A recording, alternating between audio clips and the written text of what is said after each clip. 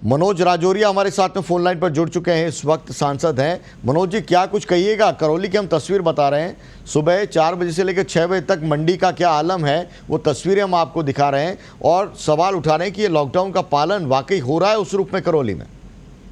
देखिए, आज मैंने जिला कलेक्टर और एसपी से मुलाकात की थी और मेरे साथ एक प्रतिनिधिमंडल मिला था, जिसमें बहुत सारी चीजें थी कि लॉकडाउन का किस तरीके से सख्ती से पालन किया जाए, राशन वितरण हो, साथ में ही जो कोरोना की रोकथाम कैसे की जाए, अन्य उपाय पे।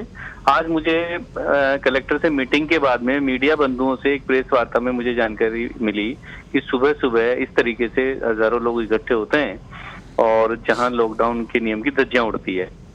और इसमें पत्रिका टीवी के माध्यम से और पत्रिका अखबार के माध्यम से मुझे ये जानकारी मिली। उसके बाद में तुरंत मैंने उसके जस्ट बाद में मैंने माननीय कलेक्टर महोदय जी से, एसपी से बात की और मैं आपको बताऊं कि इसका अच्छा परिणाम ये रहा कि अभी 1 घंटे पहले लगभग कलेक्टर ने और एसपी ने और एक टीम होती है, उसने तुरंत आज ये प्रशासनिक निर्णय लिया कि इस फल सब्जी मंडी को तुरंत यहाँ से हटा के कॉलेज ग्राउंड में शिफ्ट किया जाए। जी जी, पर आप जी जी बताइए राजौरिया जी। जी भाई साहब, मेरी बात हो गई।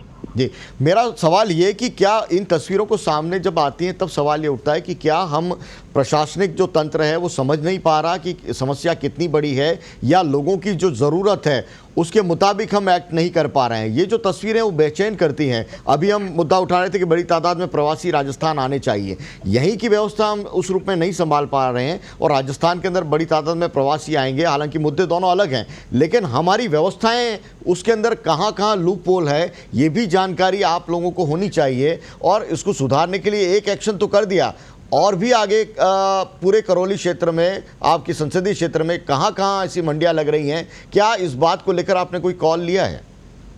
ये निश्चित रूप से इमीडिएट कॉल लिया मैंने। मुझे बहुत ही मतलब पत्रिका टीवी के माध्यम से, पत्रिका अखबार के माध्यम से, मेरे मीडिया के साथियों के माध्यम से जो ही जानकारी मिली, इसकी गंभीरता को मैंने समझा और ये वीडियो और फोटोज मैंने देखे तो मैं दंग रह गया कि किस तरीके से लोग अपने जीवन को खतरे में डाल रहे हैं, पूरे करौली को खतरे में डाल रहे हैं।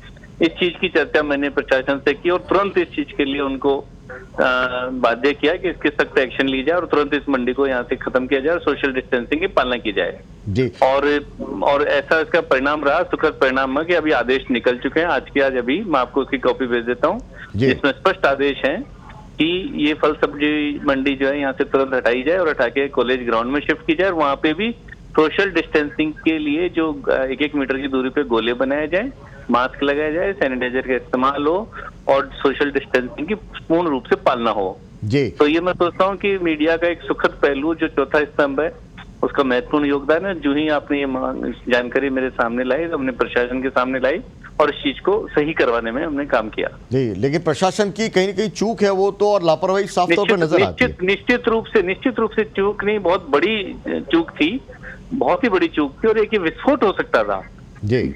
ये तो मदन मोहन जी की, कैला मैया की करौली पर कृपा थी कि यहाँ कोई ऐसी भारी संख्या में कोरोना के मरीज पॉजिटिव नहीं पाए गए। अगर यहाँ कोई रेड जोन होती तो विस्फोटक की स्थिति थी जी।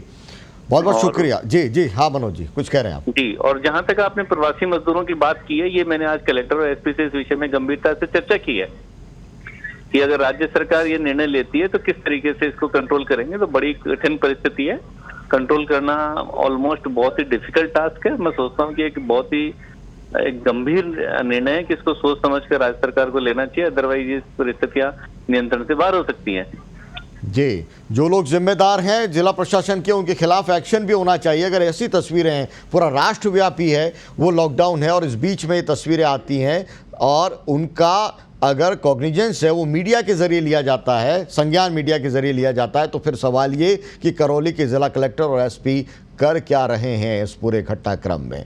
बहुत बहुत शुक्रिया हमारे साथ में मनोज राजौरिया जुड़ने के लिए।